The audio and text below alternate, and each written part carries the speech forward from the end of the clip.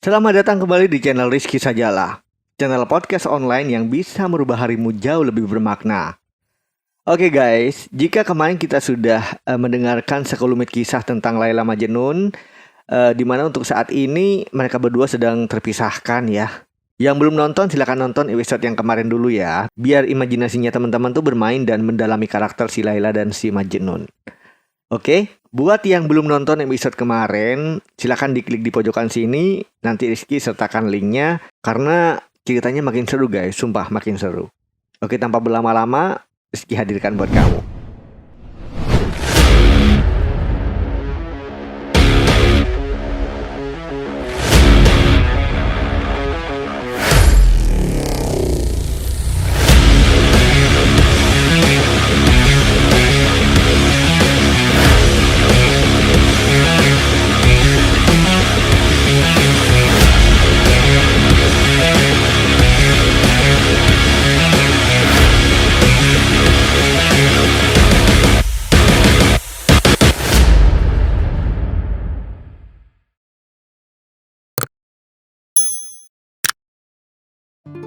Bait demi bait sajak mengalir dari bibirnya.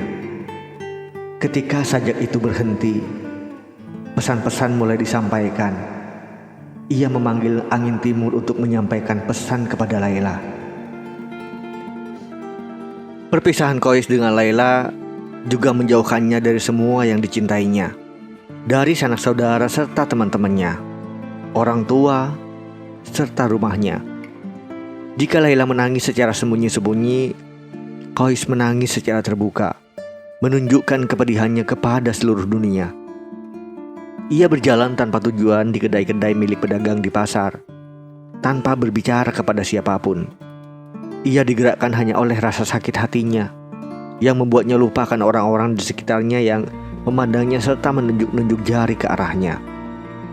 Dan saat berjalan tanpa tujuan dari kedai ke kedai, tenda ke tenda, ia menyanyikan lagu-lagu cinta sambil meneteskan air mata. Orang-orang yang berpapasan dengannya berteriak-teriak, "Ini dia si Majnun, ini dia si Majnun, si orang gila. Hei Majnun, orang gila." Kulit luarnya telah terbuka lebar dan menunjukkan jiwanya yang sakit. Ia membiarkan perasaan serta emosi terdalamnya terbuka.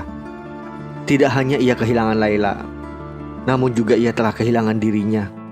Kesedihan hatinya terpancar di wajahnya, bersinar bagai api dan siapapun dapat melihatnya. Qais berjalan ke sana kemari dengan hati yang terluka. Qais yang kehilangan, yang terlupakan. Qais yang menjadi korban sang takdir. Semakin lama penderitaannya, semakin pula ia menjadi sosok yang diteriakkan semua orang kepadanya. Majnun, si orang gila. Apakah bukan kegilaan namanya jika menyala sepanjang waktu bagaikan lilin? Bukankah kegilaan namanya jika ia tak dapat makan ataupun tidur? Semakin keras usahanya mencari obat untuk menyembuhkan lukanya, semakin ia merasakan sakitnya. Dan saat malam tiba, momok dari cita-cita serta ambisinya yang sia-sia membawanya menuju pinggiran kota dan menuntunnya ke arah gurun, tanpa alas kaki dan hanya berbekal jubah yang menutupi bahunya. Ia memang telah menjadi gila, namun ia juga seorang penyair. Akibat perpisahannya dengan Laila, perpisahan yang membuatnya menjadi budak bagi gadis itu, membuatnya tergerak untuk menciptakan ode dan soneta terindah yang berisikan namanya, dan bait-bait saja yang belum pernah didengar oleh siapapun juga. Di tengah ketenangan malam, ia menyelimuti dirinya dengan jubah dan mengendap-endap menuju tenda Laila. Kadangkala ada yang menemaninya, teman-teman yang seperti dirinya, pernah merasakan keindahan cinta dan juga pedihnya perpisahan. Namun seringkali ia pergi sendirian. Ia bergerak bagaikan angin gurun menuju tenda Laila, berdiri di ambang pintu tenda dan mengucapkan doa, kemudian bergegas pergi secepat ia datang. Begitu dekat, namun terasa begitu jauh. Betapa sulit baginya untuk bergerak menjauh dari tenda kekasihnya dan kemudian pergi. Dalam perjalanan menuju tenda Laila, ia seakan terbang. Namun tatkala melangkah pergi, Ia berjalan terseok-seok bagaikan orang yang sedang mabuk atau hewan yang sedang terluka. Mengapa takdir tidak berpihak kepadanya? Hatinya hancur, bagaikan sebuah kapal yang terjebak di tengah hujan badai. Sisa-sisa dirinya kini bergerak mengapung berkat belas kasih sang ombak. Rumahnya telah menjadi penjara di mana semua orang berbicara namun tak pernah mendengarkannya. Semua orang memberikan nasihat namun tak pernah bisa memahaminya. Ia telah tiba di satu titik di mana ia tak lagi memperhatikan ucapan semua orang. Ia sudah tak peduli lagi. Hanya kata Lailalah yang berarti baginya saat ini. Ketika orang membicarakan hal-hal lain, ia akan menutup kedua telinganya dan tak mengucapkan sepatah kata pun. Suatu hari, ia berjalan seolah tak sadarkan diri, guys. Keesokan harinya, ia bertingkah bak seorang pemabuk, berjalan terseok-seok, menangis terisak-isak dan merintih-rintih. Bait demi bait sajak mengalir dari bibirnya. Ketika sajak itu terhenti, pesan-pesan mulai disampaikan. Ia memang gila. Ia memanggil angin timur untuk menyampaikan pesan kepada Laila, di mana sukunya telah membangun perkemahan di pegunungan Najd. Oke, sajak yang mengalir dari bibir Majnun seperti ini. Angin timur, cepatlah kau bergerak, dan kau akan menemukannya di sana. Belailah rambutnya dengan halus dan bisikan di telinganya. Katakan padanya, seseorang yang telah mengorbankan segalanya untuk menyampaikan salam dari jauh. Kirimkan kecupan melalui angin untuk memberitahunya bahwa kau masih memikirkannya. Oh cintaku, andai saja aku tak memberikan jiwaku kepadamu, maka akan lebih baik jika aku kehilangan jiwaku untuk selamanya. Demi kebaikanku, aku terbakar dalam api cinta, dan aku tenggelam dalam air mata kepedihan. Bahkan, matahari yang menyinari bumi tak dapat merasakan besarnya hasratku.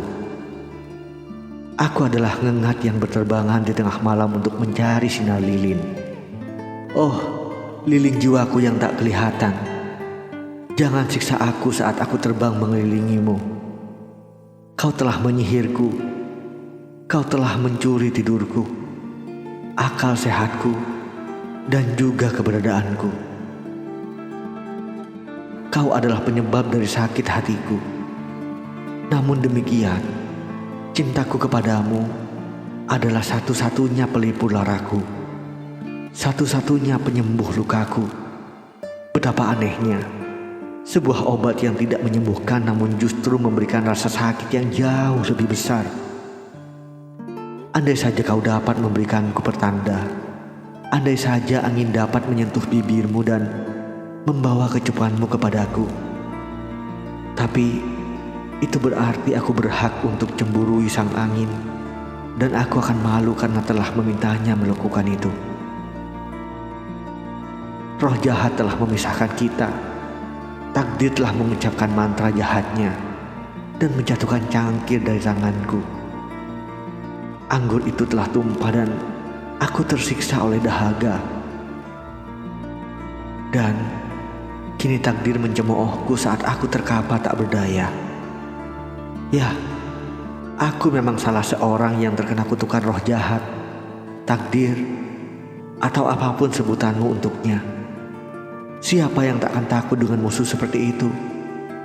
Semua orang berusaha untuk melindungi diri mereka dari roh jahat dengan mengenakan jimat biru. Bahkan, matahari yang takut akan kegelapan pun mengenakan selubung langit biru untuk mengusir roh jahat. Aku tidak mengenakan jimat, karena itulah aku kehilangan segalanya. Jika ini bukan hasil karya sang takdir, lalu hasil karya siapa? Dan jika memang hasil karya sang takdir, maka aku memiliki begitu banyak alasan untuk merasa takut dan juga merasa gila.